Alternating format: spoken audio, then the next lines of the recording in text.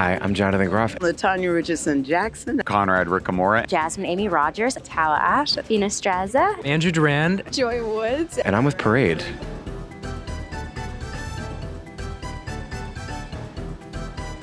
I really remember the first month that I moved to New York.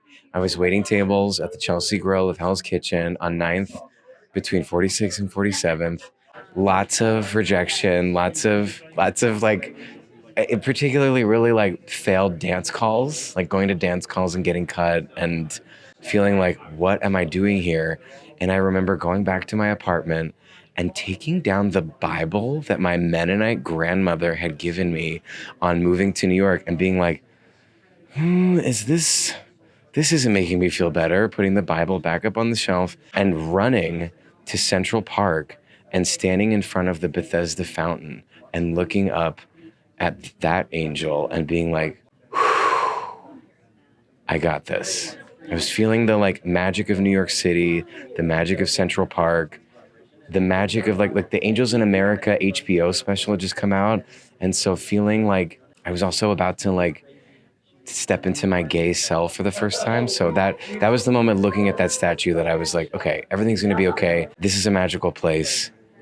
I wanna be here. And now here we are.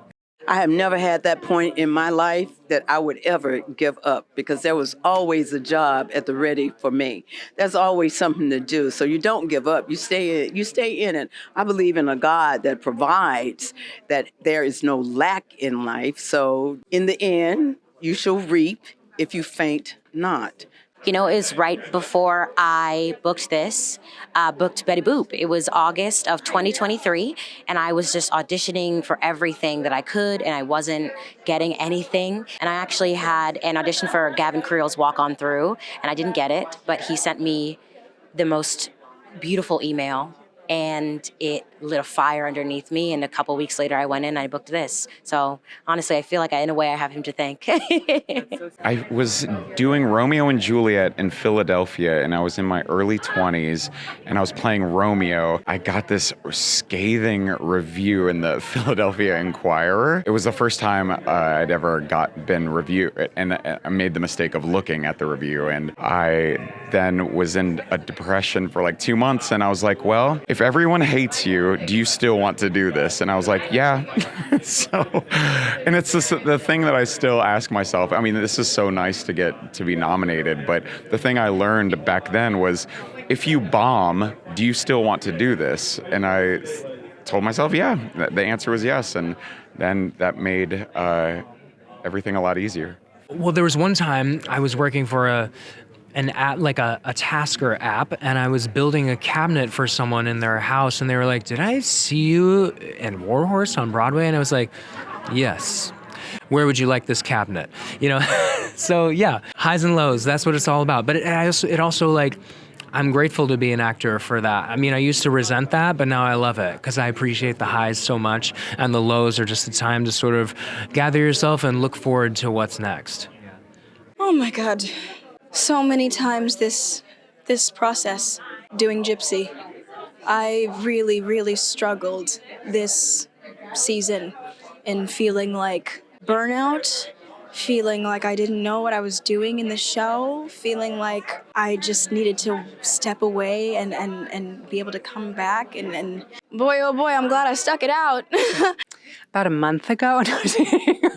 Many times as an actor, you go through periods of, it's really difficult, and it feels like there's, not another job around the corner, and acting is not something you can really do by yourself, or I haven't figured out how. So yeah, there's been many, many moments, but inevitably, even if it's a day on a workshop and or a reading, I'm reminded, this is why I'm here. This is what I have to offer as an artist.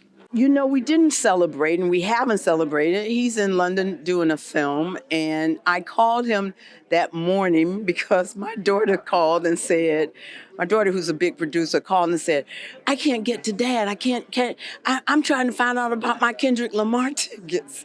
Can you call him? So I called him and said, do you have her tickets, blah, blah, blah? And he was like, I told her they're going to call her, blah.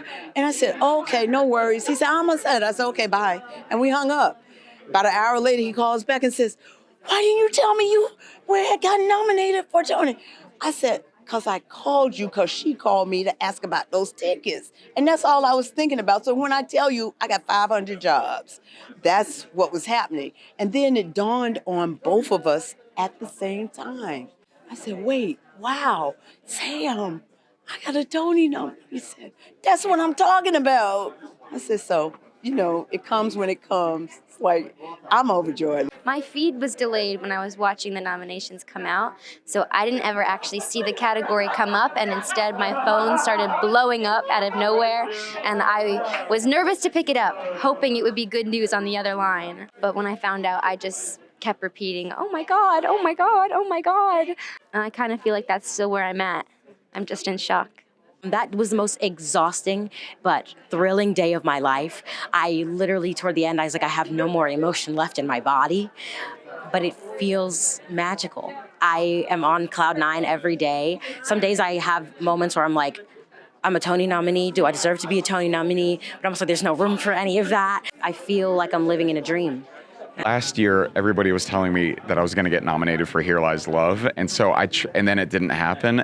And because everybody was telling me that constantly, I was devastated. And so this year, I had to again be like, you know what, show up and do 8 shows. Luckily, we're still doing the show, so doing 8 shows a week makes you tired and focused on your job. So I didn't want to look. So I made my coffee in the morning, and then I looked at my phone and saw that there were 60 missed messages, and I was like, oh, I guess something happened. And then it felt great. It was totally surreal. I couldn't believe it. I don't think I did believe it until I looked at my husband, who was crying. Yeah, it felt truly surreal.